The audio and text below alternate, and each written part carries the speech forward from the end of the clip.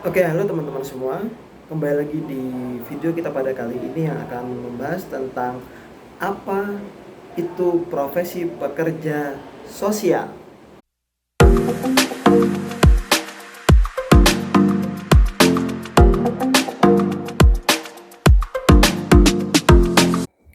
Oke, pada video kita kali ini kita akan membahas tentang apa sih sebenarnya pekerja sosial itu. Nah, poin pertama adalah bahwa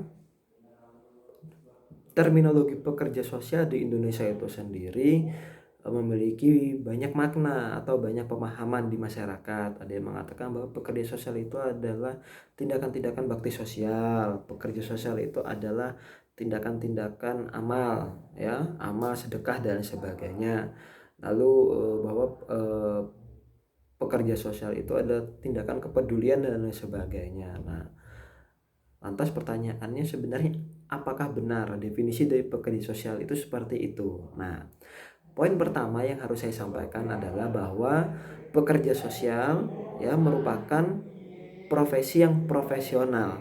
Nah, profesional itu memiliki beberapa persyaratan tentunya secara rinci. Greenwood itu menyampaikan bahwa ada beberapa poin-poin yang harus dipenuhi terhadap sebuah pekerjaan itu dikatakan sebagai pekerjaan profesional. Nah, kita harus membedakan mana yang pekerjaan, mana yang profesi. Nah, kalau pekerjaan itu tidak menuntut adanya eh, syarat-syarat tertentu, ya, yang dibutuhkan dalam pekerjaan adalah usaha, niat, unsur-unsur pendukung dan sebagainya. Nah, tapi kalau bicara tentang profesi, maka dia bicara tentang bagaimana sebuah keahlian yang didapatkan melalui bangku pendidikan, contohnya seperti itu, dan juga pastinya memiliki kode etik yang harus dituruti atau dianut oleh profesi itu dalam melakukan proses layanan. Nah, sehingga pekerja sosial itu memiliki makna yang harus kita pelajari secara mendalam. Nah, di samping saya ada buku yang berjudul tentang dasar praktik pekerjaan sosial ditulis oleh Pak Sugeng Pujileksono bersama tim. Di dalam buku ini dijelaskan secara detail dan paling tidak bisa menjadi referensi bagi teman-teman atau masyarakat pada umumnya yang ingin memahami apa sih sebenarnya pekerja sosial itu sendiri.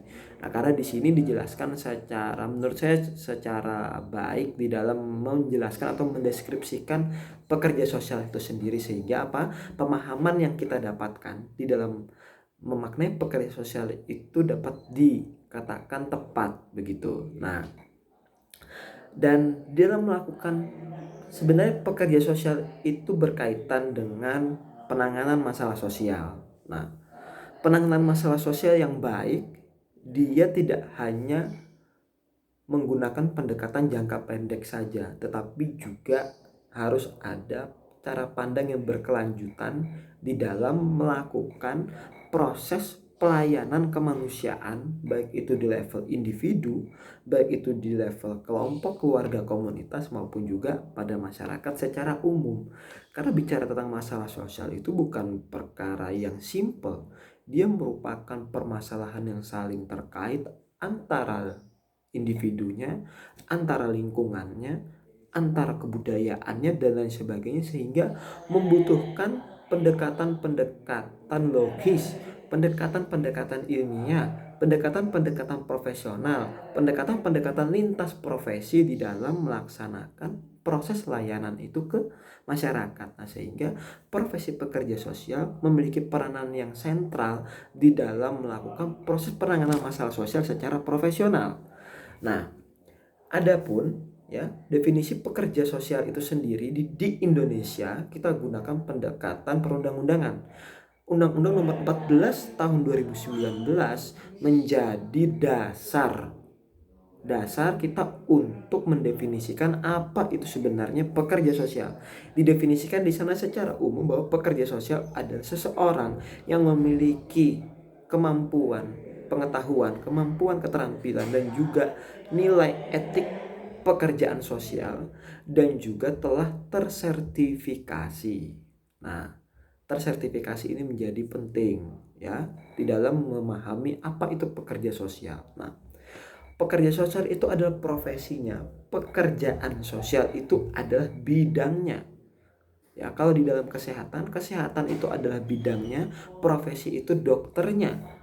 Ya, dalam kesehatan kita bisa melihat ada berbagai ada berbagai profesi yang hadir di sana. Ada fisioterapis, ada seorang apoteker, ya kan? Baru juga ada dokter, ada perawat dan sebagainya. Nah, itu di bidang kesehatan. Kalau kita lihat di bidang hukum, contohnya ada advokat, ada jaksa, ada hakim dan lain sebagainya. Nah, begitu juga di bidang sosial atau di bidang kesejahteraan sosial atau di bidang pekerjaan sosial. Nah, jadi dalam melakukan proses penanganan masalah sosial pun itu juga nanti akan berkaitan dengan profesi-profesi lainnya. Nah, kalau bicara pekerja sosial itu adalah bicara tentang subjeknya, ya, tentang subjeknya, siapa yang melakukan, ya. Nah, untuk pekerjaan sosial itu sendiri adalah kegiatannya, adalah bidangnya, ya, tentang apa yang dilakukan. Nah, pekerjaan sosial itu sendiri secara umum ini menurut saya pribadi, nanti kita bisa sharing di sini. Nah, itu berfokus kepada dua hal, yang mana bicara tentang pemenuhan kebutuhan dasar manusia, ya. Baru yang kedua bicara tentang peranan seseorang individu di dalam lingkungannya atau kita sebut dengan keberfungsian sosial.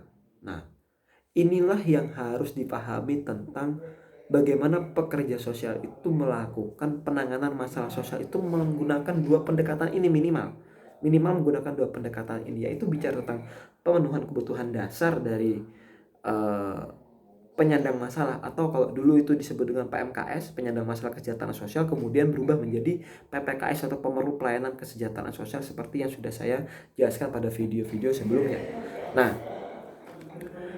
ketika seseorang itu mengalami masalah, ya, maka yang harus dipahami adalah kita harus bisa mengidentifikasi kebutuhan apa yang utama yang harus dipenuhi sebelum kebutuhan-kebutuhan lainnya.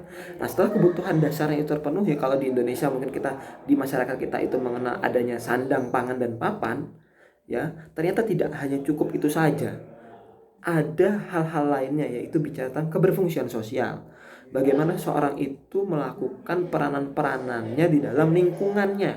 Bagaimana seseorang itu melakukan tugas-tugasnya di dalam struktur sosialnya. Nah, sehingga permasalahan-permasalahan yang ada seperti kasus kasus kekerasan dalam rumah tangga, krisis keluarga, ya kan, adanya pengemis, adanya anak berhadapan hukum dan lain sebagainya. Nah, ini bicara tentang pemenuhan kebutuhan dasar dan juga bicara tentang bagaimana relasi yang terbangun antara individu itu dengan lingkungannya. Nah, di dalam menyelesaikan permasalahan-permasalahan seperti ini dibutuhkan pendekatan-pendekatan profesional, ya, dalam artian harus ada pendekatan hukumnya bagaimana, kajian secara sosiologisnya bagaimana, aspek psikisnya itu seperti apa dan lain sebagainya. Nah, disitulah pekerja sosial itu memberikan layanan, memberikan kajian, memberikan analisa, memberikan rekomendasi, melakukan tindakan, membangun koordinasi dan komunikasi dengan pihak-pihak lainnya dalam rangka apa? Untuk menyelesaikan masalah sosial itu bisa tercover seperti itu. Nah, adapun di Indonesia sendiri, ya, profesi pekerja sosial itu memiliki basis perundang-undangan, ya, baik itu yang bersifat umum itu dari disebut dengan undang-undang ataupun yang mengatur secara khusus di dalam peraturan kementerian dan sebagainya. Adapun undang-undang yang mengatur antara lain ada Undang-Undang Nomor 11 Tahun 2009 tentang Kesejahteraan Sosial, Undang-Undang Nomor 13 tahun 2011 tentang penanganan fakir miskin, Undang-Undang Nomor 14 tahun 2019 tentang pekerja sosial, keputusan Menteri Aparatur Negara tahun nomor 3 tahun 2004 tentang jabatan fungsional pekerja sosial, dan angka kreditnya itu membahas tentang bagaimana pekerja sosial itu tupoksinya seperti apa bekerja di instansi pemerintahan, entah itu di dinas sosial, entah itu di Kementerian Sosial atau kementerian-kementerian lainnya yang berkaitan dengan masyarakat, dengan pelayanan sosial. Juga ada yang terbaru, ada peraturan Menteri Aparatur Negara dan Reformasi Birokrasi nomor 33 tahun 2020 tentang jabatan fungsional pekerja sosial dan angka kreditnya. Begitu juga di dalam peraturan Kementerian Sosial nomor 3 tahun 2015 tentang sertifikasi pekerja sosial. Lalu juga ada peraturan Menteri Sosial nomor 12 tahun 2017 tentang standar kompetensi pekerja sosial. Nah, ini adalah pilar-pilar beberapa dasar-dasar hukum yang sudah sah atau sudah dilaksanakan di Indonesia, diselenggarakan di Indonesia, sehingga seorang pekerja sosial itu memiliki landasan hukum di dalam melaksanakan layanan profesinya itu tadi. Nah, adapun ya pekerja sosial itu sendiri pastinya pertama dia sebagai layanan profesional. Itu tadi yang pertama poinnya adalah pekerja sosial itu adalah layanan profesional yang memberikan pelayanan berbasis pendekatannya itu berdasarkan pengetahuan, memiliki keterampilan dan juga memiliki kode etik yang di dijadikan sebagai pedoman dalam melakukan tata perilaku pelayanan kesejahteraan sosial terhadap klien.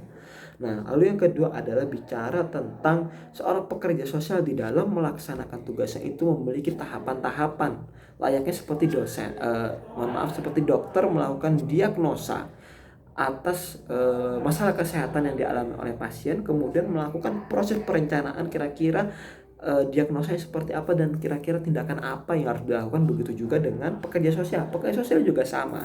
Nah, ada pun tahapan-tahapannya mungkin sedikit berbeda atau kurang lebih sama. Yang pertama adalah bicara tentang intake proses. Nah, intake proses itu adalah proses pertemuan pertama antara pekerja sosial dengan penerima manfaat, antara pekerja sosial dengan klien.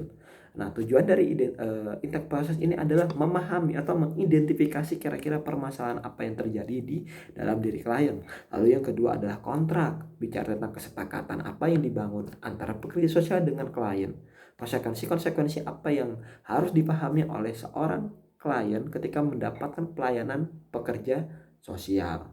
Nah, lalu yang ketiga adalah bicara tentang asesmen. Nah, asesmen ini adalah bicara tentang pencarian informasi sedalam-dalamnya, yang mana informasi itu tadi paling tidak akan bermanfaat bagi proses perencanaan intervensi apa yang kiranya nanti akan dilaksanakan. Nah, sehingga asesmen yang dilakukan tidak hanya berfokus kepada individu yang mendapatkan masalah, tapi juga berfokus kepada lingkungan sosialnya, juga berfokus kepada aspek kebudayaan, kultural dan lain sebagainya yang relevan dengan permasalahan yang dialami oleh klien. Nah, lalu setelah mendapatkan hasil asesmen itu tadi kemudian dilakukan proses perencanaan. Perencanaan di sini ada bicara tentang opsi-opsi apa yang dapat kita ambil atau pilihan-pilihan apa atau tindakan-tindakan apa yang bisa kita laksanakan di dalam menyelesaikan permasalahan klien berdasarkan potensi, berdasarkan sumber kekuatan, berdasarkan pihak-pihak mana saja yang harus kita hubungkan dalam rangka apa? Dalam rangka untuk menyelesaikan permasalahan klien itu tadi. Nah, lalu setelah itu dilakukan intervensi. Nah, adapun intervensi yang dilakukan ini membutuhkan metode. Paling tidak ada 3 pendekatan metode yang bisa digunakan dalam menyelesaikan permasalahan oleh seorang pekerja sosial. Yang pertama adalah bicara tentang SCW. Social case work ini bicara tentang bagaimana seorang seorang pekerja sosial itu menyelesaikan permasalahan di level individu, ya. Lalu yang kedua bicara tentang social case work, bagaimana kita menyelesaikan permasalahan dengan menggunakan basis kelompok atau basis grup. Ada juga yang disebut dengan, dan setelah itu juga ada metodenya yang disebut dengan COCD atau Community Organization or Community Development, melakukan pengorganisiran komunitas dan juga pengembangan komunitas, atau kita sering menggunakan kajian itu dalam melakukan kegiatan-kegiatan pemberdayaan sosial. Nah, secara tahapan metode demikian. Nah, adapun di Indonesia sendiri, peranan seorang pekerja sosial itu adalah sebagai salah satu dari sumber daya manusia penyelenggara kesejahteraan sosial, yang mana di Indonesia sendiri sebagai basis hukumnya, sebagai dasar perundang-undangannya, penyelenggaraan kesejahteraan sosial berdasarkan Undang-Undang Nomor 11 Tahun 2009, bahwa penyelenggaraan kesejahteraan sosial itu dibagi menjadi 4. Yang pertama adalah bicara tentang rehabilitasi sosial. Yang kedua itu bicara tentang pemberdayaan sosial. Yang ketiga itu bicara tentang perlindungan sosial. Dan yang keempat adalah bicara tentang jaminan sosial.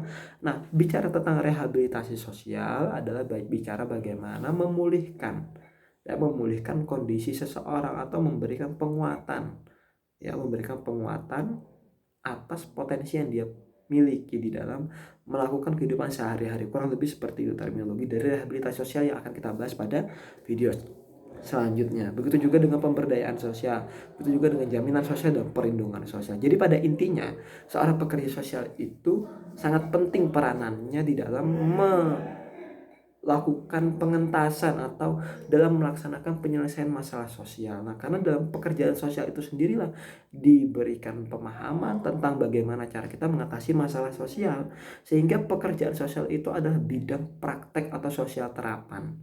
Nah, sehingga kami sebagai mahasiswa kesejahteraan sosial atau pekerja sosial merupakan bidang ilmu yang disebut sebagai ilmu terapan, ilmu sosial terapan di dalam melaksanakan permasalahan sosial dengan berbagai ilmu pengetahuan yang harus kita pahami, antara lain ada psikologi, sosiologi, lalu juga kita juga harus mempelajari tentang hukum, aspek kesehatan, penguatan ekonomi dan sebagainya, sehingga kita dituntut untuk multi perspektif di dalam memahami permasalahan dan juga mampu bekerja sama dan membangun relasi dengan pihak-pihak terkait untuk memberikan pelayanan kesejahteraan sosial yang prima terhadap masyarakat. Nah, sehingga paling tidak dengan penjelasan saya itu tadi, kita dapat memahami bahwa pekerja sosial itu merupakan sebuah profesi yang penting untuk dipahami oleh masyarakat, dan sehingga pelayanan sosial atau penyelesaian masalah sosial itu dapat terselenggara secara tersistematis dan memiliki proyeksi jangka panjang, sehingga masalah sosial itu tidak terawat, akan tetapi seiring berjalannya waktu akan terselesaikan. Dan paling penting adalah penyelesaian masalah sosial itu harus tersinergi antara pekerja sosial dan klien begitu juga dengan pekerja sosialnya. Sehingga semoga video ini dapat memberikan khazanah, ya, atau memberikan informasi yang dapat bermanfaat bagi kita semua dan juga memberikan perkembangan bagi hadirnya profesi pekerja sosial di Indonesia. Nah, kurang lebihnya mohon maaf. Wabillahi taufiq wal hidayah. Salam solidaritas pekerja sosial Indonesia. Assalamualaikum warahmatullahi wabarakatuh.